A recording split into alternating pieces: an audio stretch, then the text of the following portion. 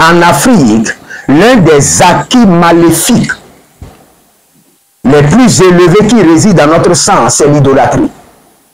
Il y a une reconnexion entre nous et l'idolâtrie à travers le cri du sang. Nos pères ont fait allégeance à l'idolâtrie. Et ils ont fait allégeance à l'idolâtrie quand nous étions dans leur sein, dans leur rein. Et en faisant allégeance à l'idolâtrie, ils nous ont vendus. C'est-à-dire que nous étions en eux et ensemble, nous avons fait allégeance à l'idolâtrie par le lien du sang. Et par cette allégeance à l'idolâtrie, nous avons reçu des acquis mystiques, occultistes, familiales qui résident dans notre sang.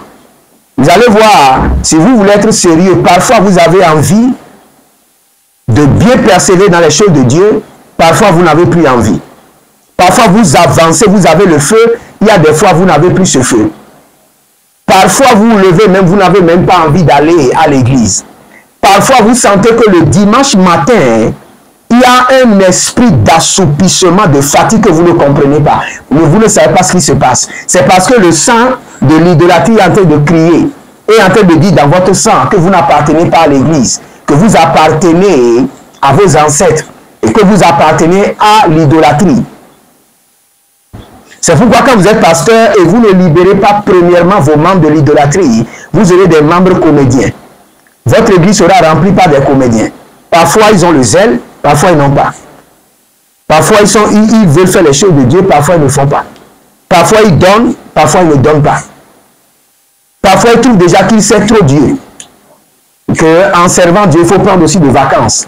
Alors que si Dieu prenait vacances sur sa vie, l'oxygène allait partir. C'est l'idolâtrie. Je ne sais pas comment vous expliquer, que le Seigneur me donne encore plus de compréhension pour que je vous explique davantage, pour que vous ayez la certitude, pour que vous ayez la conviction de ce que je suis en train de vous enseigner.